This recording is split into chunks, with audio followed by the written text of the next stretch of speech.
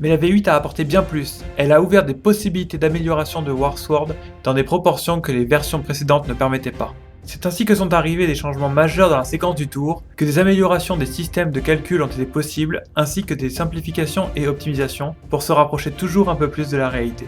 Cela a également permis d'améliorer la logique pertinente en accord avec cette dernière, mais aussi de donner plus de dynamisme et de réactivité, comme l'évolution historique de la stratégie de la Première à la Seconde Guerre mondiale. C'est là que l'on est passé à un système de choix de l'action qu'effectue une unité, et à l'activation quasi simultanée, ce qui rend le jeu pour ma part bien plus réaliste et amusant. Exactement, cela a toujours été mon but. Ainsi est arrivé le système d'activation en alternance par escouade avec un système d'ordre unique. Ce dernier s'intègre dans un temps court et peut représenter une action simple et efficace ou une combinaison d'actions alors plus difficile à réussir. Depuis, il n'y a plus de gros changements, mais un affinage des règles au fur et à mesure, particulièrement avec les sorties des mises à jour officielles et des versions.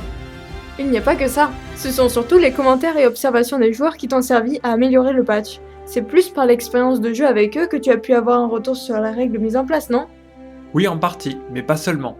Lors des sorties des nouvelles versions, je revenais aussi sur ce qui avait été établi. Je les adaptais alors, voire je profitais des changements pour aller plus loin qu'avec la version précédente des règles. Et si j'ai parfois été moi-même à l'initiative de certaines idées concernant les éléments de logique ou de fluidité du jeu, j'ai aussi fait certaines grosses modifications car cela me paraissait une évidence et cela a été confirmé par après avec les tests. Mais c'est en effet par l'expérience de parties auxquelles j'ai joué, que j'ai observé ou pour lesquelles on m'a fait des retours, que j'ai mis à l'épreuve les règles et les ai validées ou corrigées. Les joueurs concernés étaient de différents âges, allant de 12 à 50 ans, et cela dans divers contextes. C'est pour ça qu'après toutes ces années, la liste des nouvelles règles s'est vraiment allongée et a même fini par devenir un patch. Et oui, les modifications et ajouts n'étaient que mineurs à l'origine. Ce n'est que petit à petit qu'elles se sont ajoutées les unes aux autres. Cela a fini par devenir un ensemble de plus en plus important au point d'être considéré comme un patch. Si le nom pour le patch, à savoir WarSword, a mis longtemps à arriver, c'est avant tout car il m'a fallu du temps pour réaliser que cela devenait des modifications majeures. Ce n'est qu'à ce moment-là que je me suis rendu compte que cela ne pouvait plus être négligé et méritait un nom. D'autant plus du fait que plusieurs de ces aspects sont apparus dans les dernières versions des règles. C'est plus simple d'avoir un nom pour parler de ce patch et ça le rend crédible. Il devient aussi fiable parce qu'il y a un protocole plus complexe et plus long que ce que tu dis là. Peut-être peux-tu l'expliquer un peu plus ? Oui, en effet, chacune des évolutions, améliorations ou modifications est avant tout issue d'un commentaire ou d'une observation.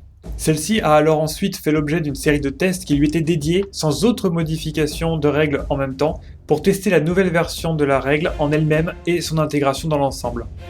Il est à noter toutefois que certaines règles ont été mises en place de manière simultanée pour s'équilibrer mutuellement ou renforcer de manière solide et cohérente le nouvel équilibre qu'elles apportaient.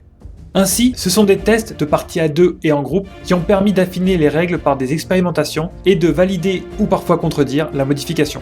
Lorsque cela l'a validée, la modification était conservée, mais sans pour autant estimer qu'elle était définitive. Elle est tout le temps réévaluée par la suite. En fait, tu fais en sorte qu'elle amène de la logique supplémentaire dans le jeu, mais aussi qu'elle ne déstabilise pas l'équilibre. Tu passes beaucoup de temps à remettre en question les règles qui composent WarSword en les testant en jeu, et tu les présentes souvent à de nouvelles personnes.